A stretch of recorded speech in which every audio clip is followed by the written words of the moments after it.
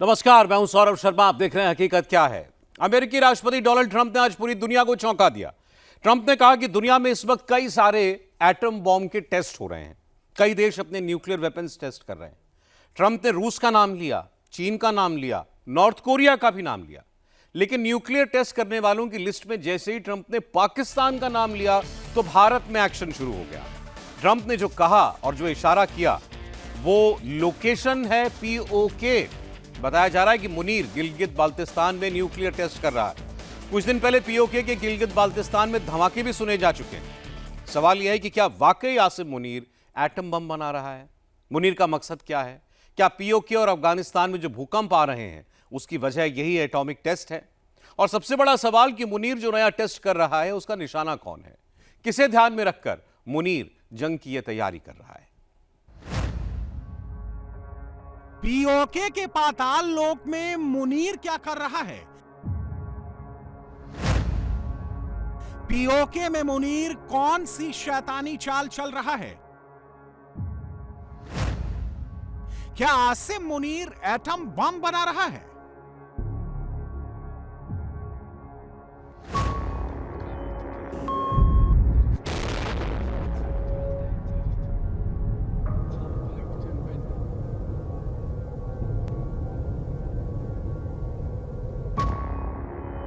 उन्नीस दिन पहले गिलगित बाल्टिस्तान में बहुत बड़ा धमाका हुआ है।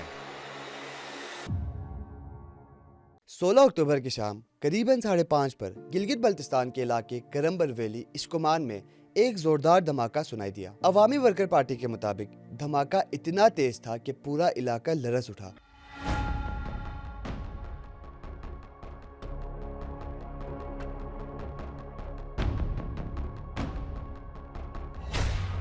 चार 456 घंटे पहले गिलगित बाल्टिस्तान के पहाड़ से बहुत बड़ा धुएं का गुबार निकला है। आज हम यज़बेन के मुकाम पे मौजूद है। यहाँ एक कुदरती आफत तकरीबन 7 बजे ये पहाड़ गिर गया और पूरा ये एरिया के जो दरख्त और सड़क बिजली के निज़ाम बिल्कुल दरहम बरहम हो चुका है। आवाम नफ्सी के आलम में है।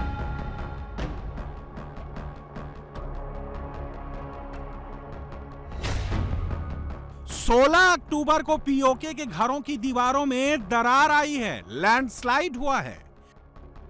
हुंजा के दूर अफ्तादा गांव चुपुरसन में गुज़श्ता 2-2.5 माह से ज़ेर ज़मीन पुरस्रार धमाके हो रहे, जिसके बाद यहाँ पर मुख्तलिफ इलाकों में जो है पहाड़ों से लैंड स्लाइडिंग भी होता हुआ नज़र आया। जबकि बहुत सारे मुकामी लोगों का कहना है कि उनके घरों में जो है क्रैक्स आए हैं, उनके घरों के छत जो है वो टूट गए हैं।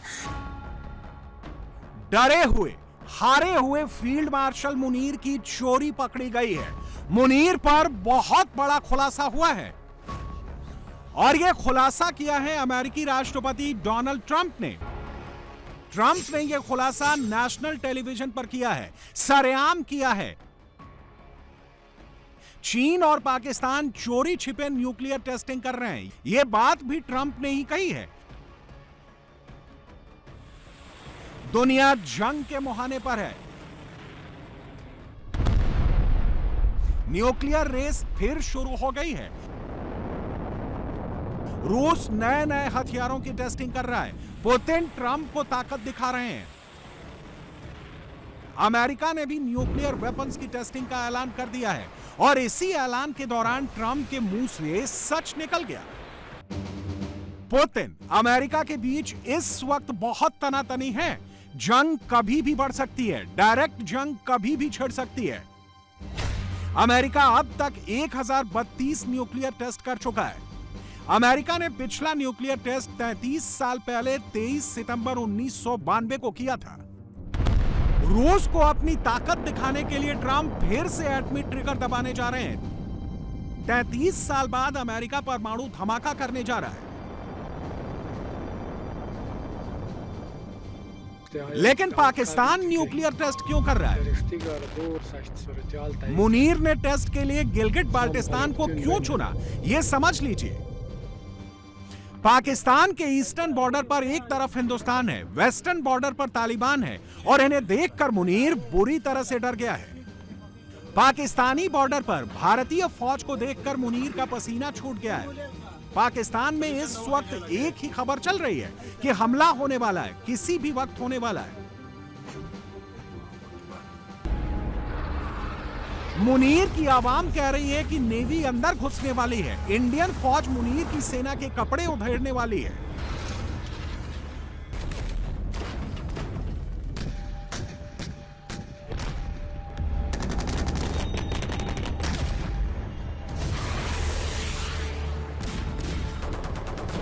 पाकिस्तान के लोग भारत के एटमी ट्रिगर का काउंटडाउन शुरू कर चुके हैं।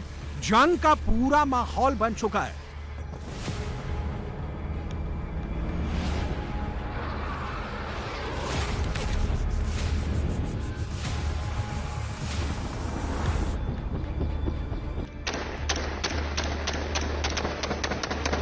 मुनीर को बलोच मार रहे हैं। मुनीर को तालिबानी ठोक रहे हैं। मुनीर की फौज के लिए ताबूत कम पड़ चुके हैं। टीटीपी कभी भी मुनीर का बंकर उड़ा सकती है। बलोच कभी भी मुनीर के काफिले पर हमला कर सकते हैं। मुनीर को साक्षात मौत दिख रही है। मुनीर को गलतफहमी है कि एटमी गीदड़ भभकी उसे बचा सकती है,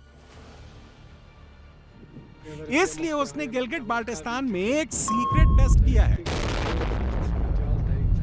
सूत्रों का कहना है कि 16 अक्टूबर से 18 अक्टूबर के बीच गिलगिट बाल्टिस्तान के हुंजा इलाके में धमाके सुने गए। लोगों को विस्फोटक की बदबू आई। घरों की दीवारों में दरारें आ गईं। न्यूक्लियर टेस्ट के लिए अंडरग्राउंड टनल की जरूरत होती है। ज्यादातर टेस्ट जमीन के अंदर बड़ी टनल खोदकर किए जाते हैं। सूत्रों का कहना है कि मुनीर की फौज ने न्यूक्लियर टेस्ट के लिए चोरी छिपे टनल खोदी है। टनल खोदने के लिए बड़े बड़े धमाके किए गए और यह खुलासा भी ट्रंप ने किया है। मुनीर ने न्यूक्लियर टेस्ट के लिए जो लोकेशन चुनी है वो पीओके का हुंजा जिला है, जो एलओसी से बिल्कुल सटा हुआ है। इसके पीछे सीक्रेट स्ट्रेटजी छिपी है। पहलगाम आतंकी हमले के बाद मुनीर को लग रहा था कि एटमी गीदड़ भभकी से वो बच जाएगा। वो एटम बम दिखाएगा तो इंडिया घर में घुसकर नहीं मारेगा, लेकिन उसकी गलतफहमी 3 दिन की जंग में ही दूर हो गई। भारत ने मुनीर की पूरी हेकड़ी निकाल दी, घर में घुसकर मारा भी और रोने भी नहीं दिया। कन्वेंशनल वॉर में इंडिया ने बता दिया कि वो जब भी सामने आएगा ऐसे ही पीटेगा।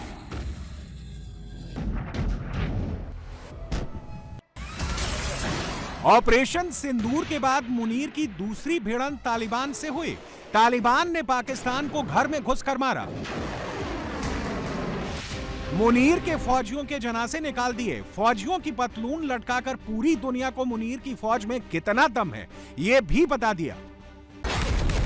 मुनीर के डर की दूसरी वजह है भारत की लेटेस्ट वॉर एक्सरसाइज, जो बिल्कुल पाकिस्तान के बॉर्डर पर चल रही है।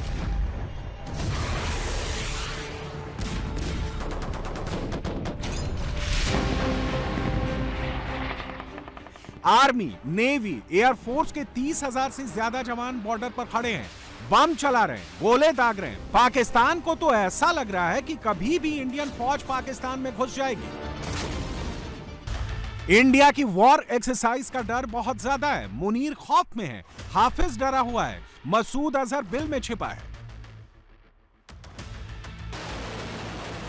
आतंकी टोली को लग रहा है कि ब्रह्मोस कभी भी आ सकती है, उनके आतंकी मरकज को उड़ा सकती है, और इसी डर से हाफिज ने अपने सारे प्रोग्राम कैंसिल कर दिए हैं। इस लिहाज से अमीर मोहतरम ने फैसला किया है कि ये प्रोग्राम हम वक्ती तौर पर मौखर कर रहे हैं। जो ही ये हालात जो इस वक्त पाकिस्तान में चल रहे हैं इसके अंदर तब्दीली आती है, और जो इंशाल्लाह बहुत जल्द अल्लाह की तौफीक से आएगी, और इंशाल्लाह मुझे उम्मीद है कि बहुत जल्द इंशाल्लाह दोबारा तारीख का ऐलान आपके सामने आएगा, और इंशाल्लाह पहले से भी बड़ा इंशाल्लाह प्रोग्राम करने के लिए इंशाल्लाह हम सब उसी अंदाज से, उसी जोशो खरोश के साथ, उसी अज़म के साथ इंशाल्लाह मुत्तहिद होकर इसकी तैयारी करेंगे। मुनीर के पाले आतंकी दहशत में हैं। मुनीर की फौज मारी जा रही है। पाकिस्तान में हर दिन धमाके हो रहे हैं, जनाजे निकल रहे हैं। मुनीर को लग रहा है कि उसकी जान सिर्फ एटमी हथियार ही बचा सकते हैं। युद्ध का नक्शा ही आवाम के गुस्से को ठंडा कर सकता है, इसलिए उसने पाकिस्तान में एटमी ड्रिल का नया शिगुफा छेड़ दिया है। पाकिस्तान में अब मुनीर की पिटाई पर बात कम हो गई है, न्यूक्लियर वॉर पर डिबेट्स शुरू हो गई हैं, कंपैरिजन शुरू हो गया है। पाकिस्तान के पास एटम बम चलाने के लिए 750 किलोमीटर रेंज की शाहीन 1, 2000 किलोमीटर रेंज की शाहीन 2, 2750 किलोमीटर रेंज की शाहीन 3, 1250 किलोमीटर रेंज की गौरी, 120 से 450 किलोमीटर रेंज की फतह, 450 किलोमीटर रेंज की अब्दाली, 700 किलोमीटर रेंज की बाबर 2 मिसाइल है। इसके अलावा अमेरिका से खरीदे गए F-16 फाइटर जेट मिराज 3 और चीन से खरीदे गए JF-17 थंडर से भी पाकिस्तान न्यूक्लियर वेपन्स को लॉन्च कर सकता है। पाकिस्तान के पास जमीन और हवा से एटम बम चलाने की क्षमता है, लेकिन भारत की रेंज इसमें बहुत बड़ी है। जल, थल और नभ तीनों जगहों से इंडिया न्यूक्लियर वेपन लॉन्च कर सकता है। Surface to surface missile, fighter jet और पनडुब्बी तीनों प्लेटफॉर्म से अटैक कर सकता है।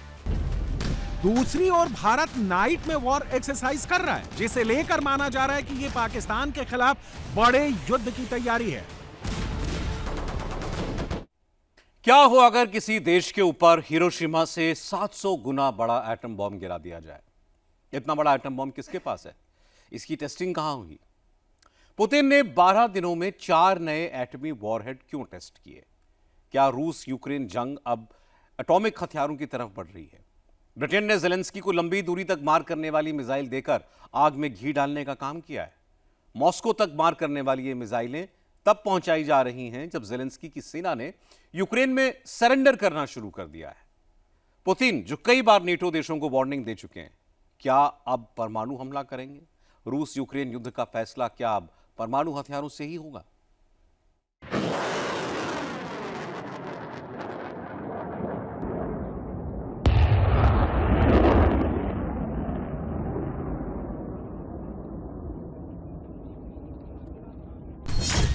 पुतिन क्या 2025 में परमाणु बम चला देंगे?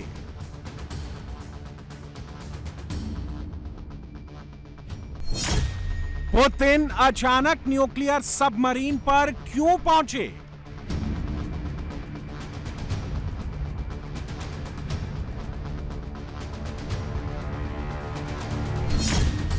पुतिन के पोसाइडन से टेंशन में सुपर पावर क्यों है?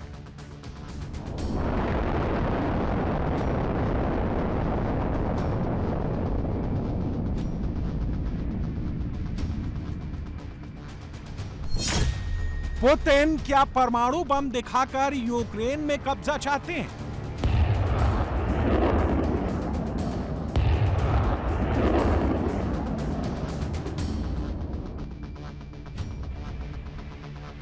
दो हफ्ते से पुतिन के दिमाग में सिर्फ एक बात चल रही है, ज्यादा से ज्यादा परमाणु बमों की टेस्टिंग की जाए और नाटो देशों के दिमाग में परमाणु बम का खौफ इतना पैदा कर दिया जाए कि ये देश यूक्रेन की मदद कम से कम कर दें। 24 घंटे पहले 2 नवंबर को पुतिन ने परमाणु पनडुब्बी खाबरोवस्क को लॉन्च किया। 28 अक्टूबर को पुतिन ने पोसाइडन परमाणु ड्रोन की टेस्टिंग की थी, जो अब खाबरोवस्क में फिट किया जाएगा। 22 अक्टूबर को पुतिन ने 12,000 किलोमीटर तक परमाणु प्रहार करने वाली यार्स मिसाइल का दम दिखाया था।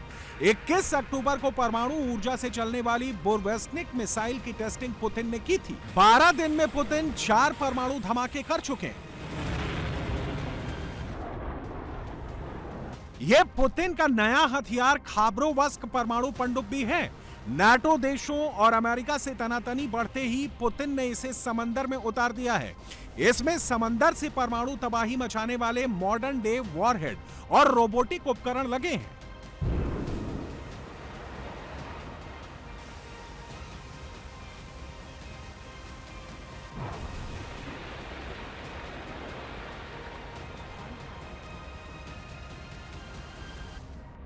पुतिन की खाबरोवस्क परमाणु पनडुब्बी का सबसे खतरनाक हथियार पोसाइडन टॉर्पीडो है, जिसे डूम्सडे मिसाइल भी कहा जाता है।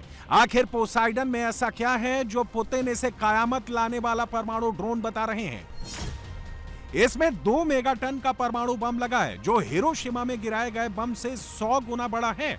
एक बार लॉन्च होने पर समंदर के नीचे 14,000 किलोमीटर तक जाकर तबाही मचा सकता है। पोसाइडन दुनिया का इकलौता अंडर वाटर परमाणु ड्रोन है, जो समंदर में 1000 मीटर नीचे छुपकर चलता है। दुश्मन के किसी रेडार के लिए इसे पता लगाना मुश्किल है। परमाणु रिएक्टर से चलने वाला पोसाइडन पानी के अंदर 185 किलोमीटर प्रति घंटा की स्पीड से दौड़ता है। पुतिन क्यों इसे कयामत की मिसाइल कहते हैं? अगर यह अमेरिका के तटों के पास जाकर समंदर में धमाका करता है तो 500 मीटर ऊंची लहरें उठेंगी। रेडियो एक्टिव सुनामी में न्यूयॉर्क और लॉस एंजल्स जैसे शहर हमेशा हमेशा के लिए मिट जाएंगे। नाटो में शामिल कई देशों का नामो निशान मिट जाएगा। खाबरोवस्क परमाणु पनडुब्बी को उत्तरी रूस के सेवरोडिविंस्क में सेवमाश शिपयार्ड से लॉन्च किया गया, जहां भारत के एयरक्राफ्ट कैरियर आईएनएस विक्रमादित्य को तैयार किया गया था। पुतिन की खाबरोवस्क सबमरीन ने ट्रम्प, मैक्रो और कीर स्टामर की टेंशन बहुत बढ़ा दी है, क्योंकि परमाणु ऊर्जा से चलने वाली ये पनडुब्बी असीमित रेंज तक जा सकती है। 2026 में इसके कई ट्रायल होंगे और 2027 में पुतिन इसे रूस की नॉर्दर्न फ्लीट में तैनात कर देंगे। एक खाबरोवस्क पनडुब्बी में 6 पोसाइडन परमाणु ड्रोन लगाए जाएंगे, मतलब 14 मेगाटन के परमाणु हथियार लेकर यह पनडुब्बी समंदर में गश्त करेगी। हिरोशिमा में अमेरिका ने जो परमाणु बम गिराया था, उससे 700 गुना ज्यादा परमाणु विस्फोटक एक पनडुब्बी में फिट होगा। अंदाजा लगाइए, अगर अमेरिका और नाटो देशों से रूस को अस्तित्व का खतरा महसूस हुआ तो खाबरोवस्क कैसी तबाही मचा सकती है। हिरोशिमा जैसे 700 शहर पूरी तरह से खत्म हो जाएंगे।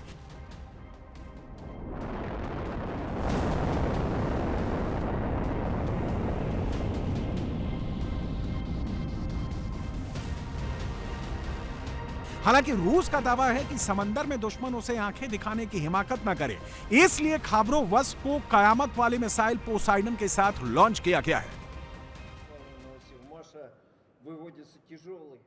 रूस ने हैवी पावर वाली परमाणु मिसाइल खाबरोवस्क को सेवमाश से लॉन्च कर दिया है। इसमें समंदर के अंदर से मार करने वाली मिसाइलें और रोबोटिक सिस्टम्स लगे हैं। हम समंदर में रूसी हितों की रक्षा के लिए इसे लॉन्च कर रहे हैं। दुनिया भर के महासागरों में अब रूस की सुरक्षा सुनिश्चित हो गई है। इस पनडुब्बी को बनाने में सहयोग करने वाले सभी लोगों को मैं धन्यवाद देता हूँ। अब इसके ट्रायल्स के तमाम चरण शुरू होंगे। Кораблю еще предстоит пройти цикл морских испытаний. अब अमेरिका क्या करेगा? अब ट्रंप क्या करेंगे? अब ट्रंप के नाटो पार्टनर्स पुतिन की परमाणु धमकियों का जवाब कैसे देंगे? अमेरिका भी परमाणु हथियारों की टेस्टिंग करेगा, लेकिन यह टेस्टिंग सिर्फ परमाणु हथियार ले जाने वाली मिसाइलों और बॉम्बर की होगी। उनमें असली परमाणु हेड नहीं लगा होगा। ऐसी टेस्टिंग पुतिन ने भी की है।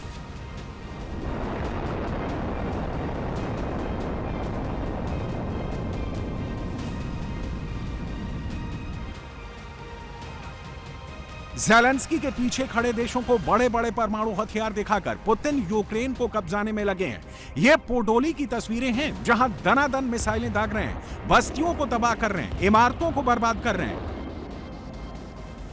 पोडोली में हर 3 सेकंड में एक मिसाइल गिर रही है। उसका इंपैक्ट क्या हो रहा है, ये तस्वीरें देखकर आप खुद अंदाजा लगा लीजिए।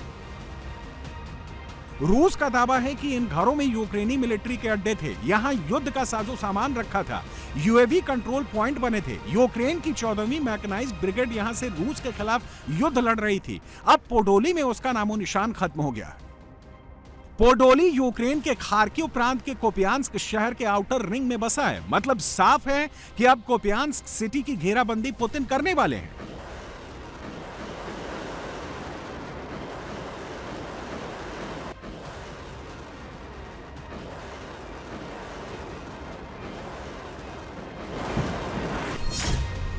यूक्रेन के छोटे शहरों को शमशान बनाने के लिए रूसी आर्मी सस्ती और 15 किलोमीटर तक मार करने वाली लमुर मिसाइलों का इस्तेमाल कर रही है। लमुर मिसाइलें लाइट मल्टीपर्पज गाइडेड रॉकेट की तरह होती हैं। इन्हें हेलीकॉप्टर से लॉन्च किया जाता है। रूस में इस डेलिये 305 के नाम से भी जाना जाता है। इनमें सैटेलाइट नेविगेशन लगा है। डेटा लिंक के माध्यम से लॉन्च करने के बाद इनका टारगेट भी बदला जा सकता है। इनमें लगा 25 किलो का खतरनाक विस्फोटक किसी भी इमारत के परखच्चे उड़ा सकता है। ये सस्ती मिसाइलें नेटो देशों के महंगे टैंकों को भी पल भर में खाक कर दे रही हैं। ये तस्वीरें जर्मनी में बने लेपर्ड टैंक की है, जो रूसी हमले के बाद धू धू कर जल रहा है। जर्मन लेपर्ड टैंक की कीमत करीब 30 से 40 मिलियन के बीच है। पुतिन ने सस्ती लामूर मिसाइल से इसे तबाह कर दिया। पुतिन की नई रणनीति से ज़ेलेंस्की को टैंक, गोला बारूद देने वाले नाटो देशों की रणनीति उल्टी पड़ती दिख रही है।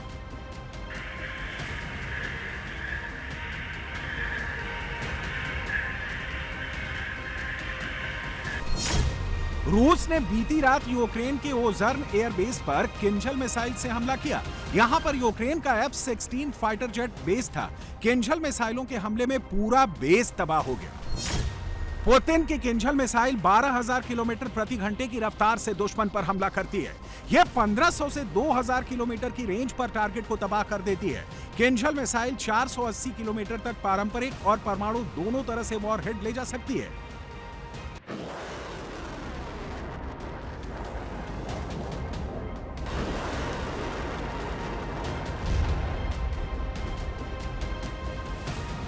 लॉन्ग रेंज, शॉर्ट रेंज और मीडियम रेंज मिसाइलों की मार से यूक्रेन के शहर और कस्बे अब भूतिया शहर बनते जा रहे हैं। ये तस्वीरें बिलित्स्क के शहर की हैं, जहां मिसाइलों की मार के बाद कोई भी इमारत सही सलामत नहीं बची।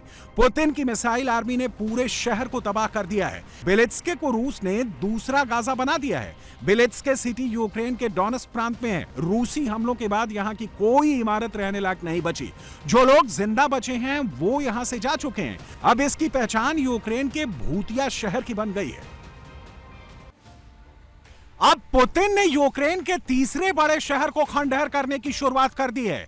रूसी हमलों के बाद आग की लपटों से घिरा यह ज़ेलेंस्की का पोर्ट सिटी ओडेसा है।